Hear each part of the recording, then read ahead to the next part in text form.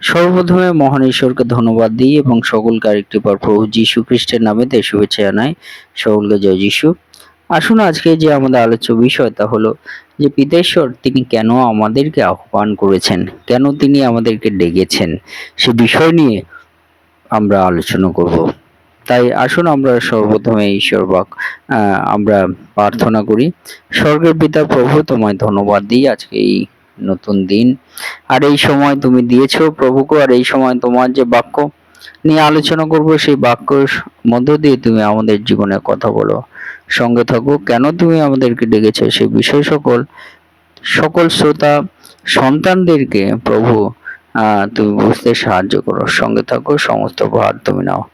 প্রার্থনা প্রভু যিশুর নামে চাই, আমেন।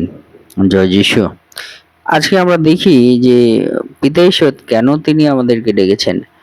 প্রভু যিশু তিনি আছেন এবং সেই সময় প্রভু যিশুর সম্মুখে ফিলিপ এসে পৌঁছালেন এবং সেই ফিলিপকে প্রভু যিশু বলল যে যতক্ষণ না পিতা ঈশ্বর তোমাকে আকর্ষণ করবে ততক্ষণ তুমি আমার সম্মুখে আসতে পারবে না। অর্থাৎ পিতা ঈশ্বর যখন আমাদেরকে আকর্ষণ করেন, আমাদের ডাকেন, আমাদের আহ্বান করেন, তখন কিন্তু আমরা পিতা ঈশ্বরের সম্মুখে আসতে পারি। সেই ঠিকভাবে বলতে চাই যে পিতা ঈশ্বর কেন তিনি আমাদের আহ্বান করেছেন, তার কারণ হলো যেন আমরা প্রভু যিশুর সঙ্গে সহভাগিতা করি। প্রভু যিশুর সঙ্গে আমাদের যাতে একটা একতা বা ঐক্যতা আমাদের জীবনে তৈরি হয়, সেই জন্য কিন্তু পিতা ঈশ্বর তিনি আমাদেরকে আহ্বান করেছেন। আমরা আজকে যে পিতা ঈশ্বরের চরণতলে আছি, সেই থাকার কারণ কি তিনি আকর্ষণ করেছেন বলেই আমরা আছি। হালেলুয়া। তাই প্রথম করন্থীয় যদি আমরা পাঠ করি, সেখানে আমরা দেখতে পারবো যে ঈশ্বর কেন তিনি আমাদেরকে আহ্বান করেছেন।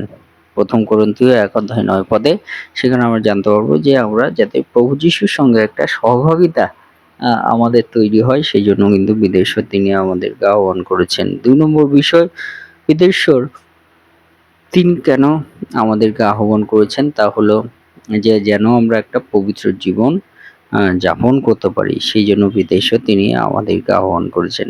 সেই পবিত্র জীবন কেমন আপনারা সকলে জানেন, সেই জন্য সেই পিতা ঈশ্বরের চরণতলে আমাদের সেই রকম জীবন যাপনের জন্য কিন্তু পিতা ঈশ্বর তিনি আমাদেরকে আহ্বান করেছেন।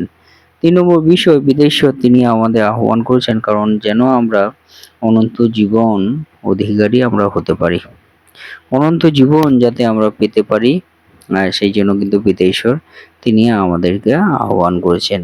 যে অনন্ত জীবন বাক্যে যদি আমরা দেখি, কারণ ঈশ্বর জগৎকে এমন প্রেম করিলেন যে তাহার একজাত পুত্রকে দান করিলেন, যেন যে কেহ তাহাতে বিশ্বাস করে সে বিনষ্ট না হয় কিন্তু অনন্ত জীবন পায়। Amen, hallelujah. অর্থাৎ পিতা ঈশ্বর তিনি আমাদের আহ্বান করেছেন যেন আমরা সেই অনন্ত জীবন আমরা পেতে পারি, আর সেই অনন্ত জীবন প্রভু যিশুর মাধ্যমে আমরা পেতে পারি। সেই জন্য কিন্তু পিতা ঈশ্বর তিনি আমাদেরকে আহ্বান করেছেন। এবং 4 নম্বর বিষয় হলো পিতা ঈশ্বর তিনি আমাদের আহ্বান করেছেন যেন আমরা শান্তিপূর্ণ জীবনে আমরা বাস করতে পারি, সেই জন্য পিতা ঈশ্বর তিনি আমাদের আহ্বান করেছেন। যদি আমরা দেখি ভারতবর্ষের প্রত্যেকটি গৃহে কিসের অভাব, তা হলো শান্তির অভাব।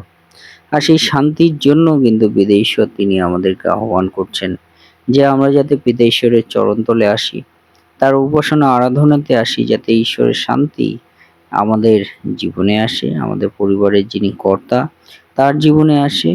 এই রকম বিষয় সকল কিন্তু পিতা ঈশ্বর তিনি আমাদেরকে বলতে চান যে আমরা যাতে শান্তিপূর্ণ জীবন পেতে পারি বা শান্তিপূর্ণ জীবনে আমরা জীবনযাপন করতে পারি, সেই জন্য কিন্তু পিতা ঈশ্বর তিনি আমাদের আহ্বান করেছেন।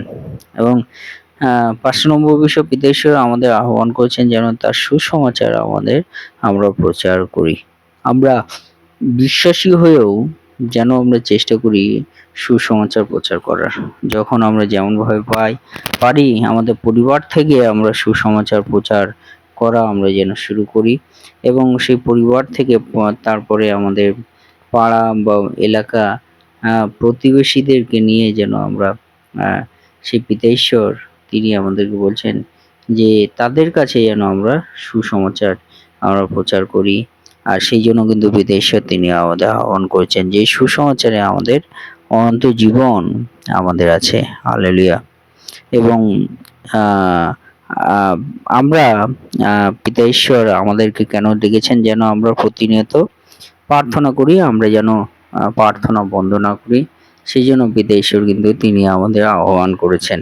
যদি আমরা লুক তার 18 অধ্যায় 1 পদ আমরা পাঠ করি, সেখানে আমরা জানতে পারবো যে পিতা ঈশ্বর তিনি আমাদের আহ্বান করেছেন যেন আমরা প্রতিনিয়ত আমরা প্রার্থনা করি, সেটা যাতে আমরা বন্ধ না করি। সেই জন্য পিতা ঈশ্বর তিনি আমাদেরকে আহ্বান করেছেন, আমাকে ডেকেছেন। এবং শেষ বলি পিতা ঈশ্বর কেন তিনি আমাদেরকে ডেকেছেন, তা হলো যাতে আমরা পিতা ঈশ্বর তিনি বলতে চান যে আমরা যাতে একটা ভালো কার্য আমাদের জীবনে আমরা করতে পারি। সেই জন্য কিন্তু পিতা ঈশ্বর তিনি আমাদের আহ্বান করছেন। প্রথম পিতর 3 অধ্যায় 9 পদে পিতা ঈশ্বর তিনি আমাদেরকে কিন্তু সে বিষয় বলতে চান। হালেলুয়া। তাই পিতা ঈশ্বর তিনি আমাদেরকে লড়াই যুদ্ধ এগুলো নয়, কিন্তু শান্তিপূর্ণভাবে তিনি আমাদেরকে বার্তা দিতে চান যেন আমরা সেই পিতা ঈশ্বরকে আমরা তাকে আমরা অনুসরণ আমরা করি না, আমরা যেন তার নিকটে একত্রিত হই, প্রভু যিশুর নিকটে।